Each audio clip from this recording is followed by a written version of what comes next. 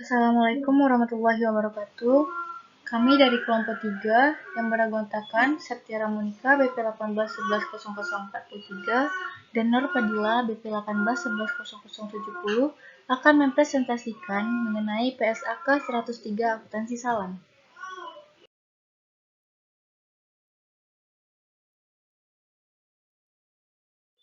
Pembahasannya mengenai 1. Pengertian akad, 2. Jenis akad, 3. Dasar syariah, 4.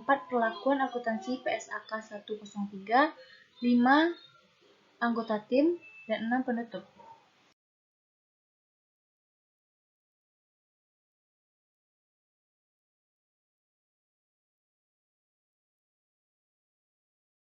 Pengertian akad salam.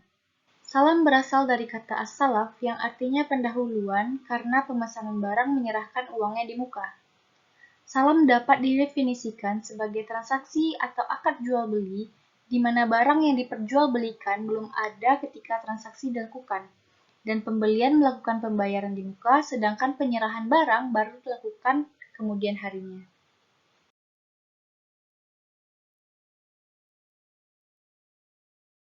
Berdasarkan PSAK 103, salam sebagai akad jual-beli barang pesanan atau muslam fi'ih dengan pengiriman di kemudian hari oleh penjual atau muslam ilahi. 2. Pelunasannya dilakukan oleh pembeli atau al-muslam pada saat akad disepakati sesuai dengan syarat-syarat tertentu. Untuk menghindari risiko yang merugikan, pembeli boleh meminta jaminan dari penjual.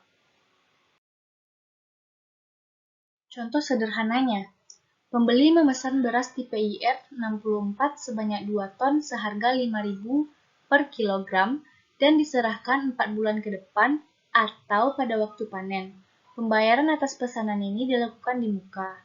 Jadi, pembeli harus menyerahkan uang muka sebesar 10 juta rupiah untuk pembelian 2 ton beras yang akan diserahkan 4 bulan kemudian oleh penjual. Maka dari contoh ini, akad salam digunakan karena pembayaran uang muka sebesar 10 juta, sedangkan barang baru akan dikirimkan setelah 4 bulan kemudian. Ketentuan pembayaran. Fatwa DSN nomor 05/DSN/MUI/4/2000. Harus diketahui jumlah dan bentuknya, baik berupa uang, barang, atau manfaat. 2. Harus dilakukan pada saat kontrak disepakati. 3. Tidak boleh dalam bentuk pembebasan hutang. Ketentuan barang. Fatwa DSN nomor 05/DSN/MUI/4/2000. 1. Harus dapat dijelaskan spesifikasinya. Penyerahan dilakukan kemudian. Pembeli tidak boleh menjual barang sebelum menerimanya. Tidak boleh menukar barang kecuali dengan barang sejenis sesuai kesepakatan.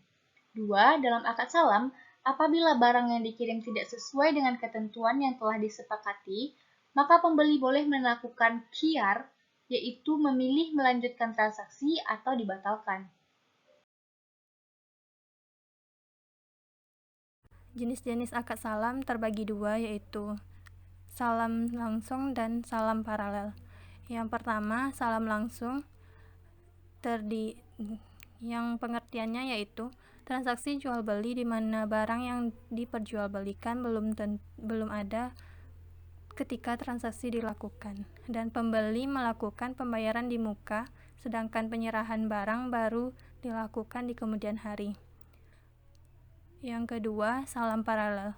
Salam paralel yaitu terdapat transaksi salam yaitu adalah antara pemesan dan penjual serta antara penjual dan dengan pemasok atau supplier atau pihak ketiga lainnya. Syarat tidak terjadinya ta'alluq atau saling keterkaitan antara akad salam 1 dan 2. Hal ini terjadi ketika penjual tidak memiliki barang pesanan dan memesan kepada pihak lain untuk menyediakan barang pesanan tersebut. Salam paralel dibolehkan asalkan akad salam kedua tidak tergantung pada akad yang pertama. yaitu akad yang antara penjual dan pemasok tidak tergantung pada akad antar pembeli dan penjual. Jika saling tergantung atau menjadi syarat tidak diperbolehkan.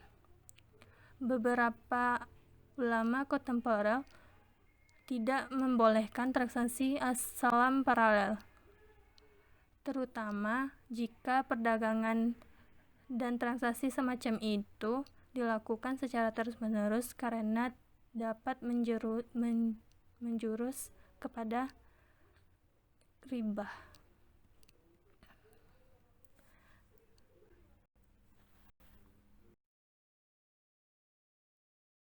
Selanjutnya, karakteristik. Pada salam paralel ini memiliki karakteristik sebagai berikut. Yang pertama, entitas bertindak sebagai penjual kemudian memesan barang pada pihak lain untuk menyediakan barang tersebut dengan cara salam. Syarat salam paralel yaitu 1. Akad antara entitas pembeli dan produsen penjual terpisah dari akad antara entitas penjual atau pembeli akhir. Yang kedua akad tidak saling bergantung atau ta'alluq. Ketentuan salam paralel ini terdapat pada fatwa DSN nomor 5/DSN MUI tahun 2000. Dibolehkan melakukan salam paralel dengan syarat akad kedua terpisah dari dan tidak berkaitan dari akad pertama.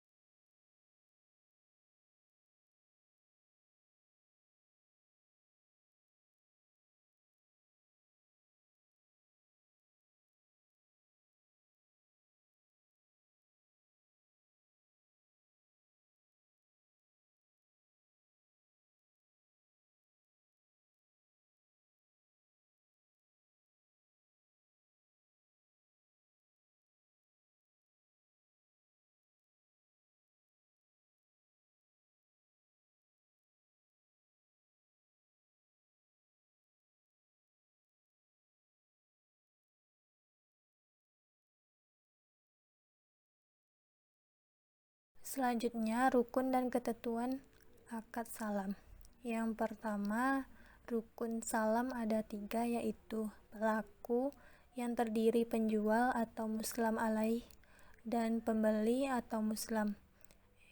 Yang kedua, objek akad berupa barang yang akan diserahkan atau muslam alaih. Yang ketiga, modal salam atau ra'su mu'alis salam. Selanjutnya, ketentuan syariah yang terkait dengan modal salam, yaitu yang pertama, modal salam harus diketahui jenis dan jumlahnya. Yang kedua, modal salam uang tunai.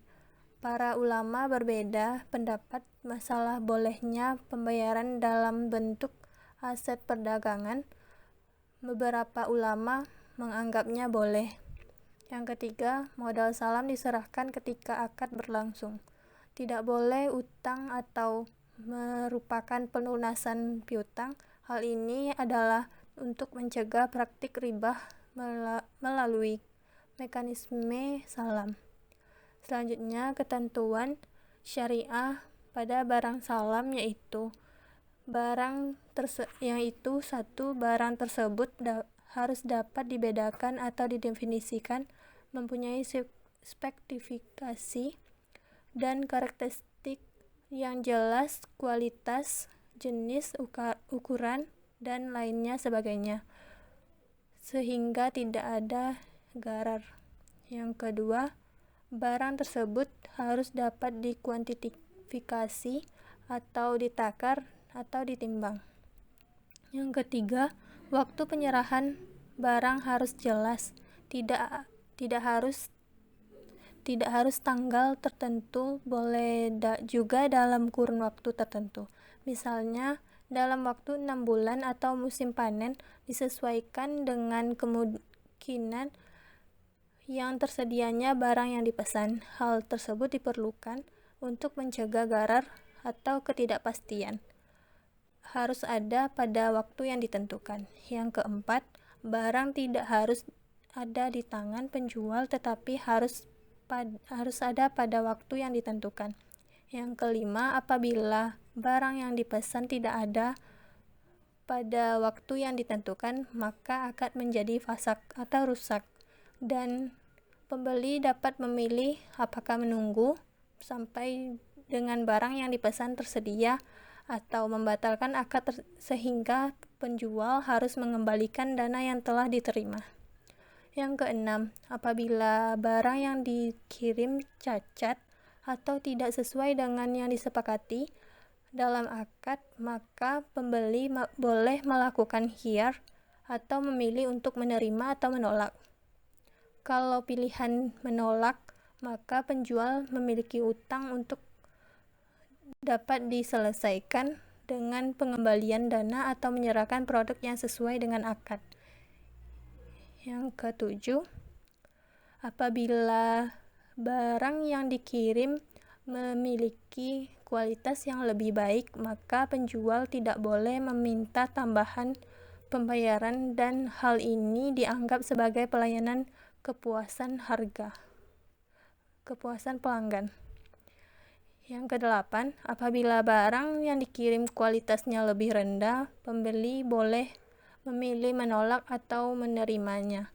Apabila pembeli menerima, maka pembeli tidak boleh meminta pengurangan harga. 9. Barang boleh dikirim sebelum jatuh tempo asalkan disetujui oleh kedua pihak dan dengan syarat kualitas dan jumlah barang sesuai dengan kesepakatan, dan tidak boleh menuntut penambahan harga. Selanjutnya, penjualan kembali barang yang dipesan sebelum diterima tidak dibolehkan secara syariah. Yang selanjutnya, kaidah penggantian barang yang dipesan dengan barang lain. Para ulama melarang penggantian spesifikasi barang yang tidak sesuai dengan spesifikasi dan kualitas yang sama, tetapi sumbernya berbeda. Para ulama membolehkannya. Yang terakhir, apabila tempat penyerahan barang tidak disebutkan, akad tidak tetap sah, namun sebaiknya dijelaskan dalam akad. Apabila tidak disebutkan, maka harus dikirim ke tempat yang menjadi kebiasaan, misalnya gudang pembeli.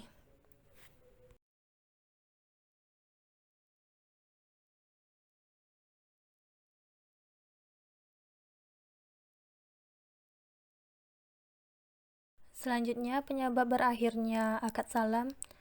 Hal-hal yang dapat membatalkan kontrak salam yaitu: yang pertama, barang yang dipesan tidak ada pada waktu yang ditentukan.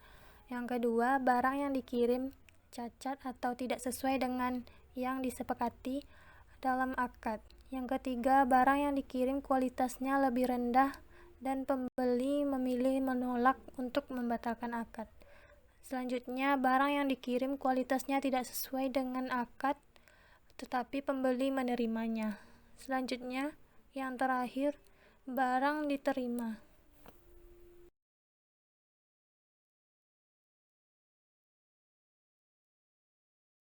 Selanjutnya, penyerahan barang sebelum atau pada waktunya. Terdapat pada Fatwa DSN nomor 5 DSN MUI Nomor 4 tahun 2000. Jika penjual menyerahkan barang, maka kualitas yang lebih tinggi penjual tidak boleh meminta tambahan harga. Dan kualitas yang lebih rendah pembeli rela menerimanya, maka ia tidak boleh menuntut pengurangan harga atau diskon. Dapat menyerahkan lebih cepat dari kurun waktu yang disepakati. Syaratnya, kualitas dan jumlah barang sesuai dengan kesepakatan, dan ia tidak boleh menuntut tambahan harga. Jatuh tempo pengiriman, yaitu tidak menerima sebagian atau seluruh. Maka jika diperpanjang, nilai tercatat piutang salam sebesar bagian yang belum dipenuhi sesuai akad. Yang kedua, jika dibatalkan, maka piutang salam berubah menjadi piutang yang harus dilunasi oleh penjual sebesar bagian yang tidak dapat dipenuhi. Yang ketiga, jika dibatalkan dan pembeli mempunyai jaminan, maka hasil penjualan jaminan lebih kecil dari nilai piutang salam, maka selisihnya diakui sebagian piutang kepada penjual yang telah jatuh tempo. Selanjutnya, yang terakhir, hasil penjualan jaminan yang lebih besar dari nilai yang tercatat piutang salam, maka selisihnya menjadi hak penjual.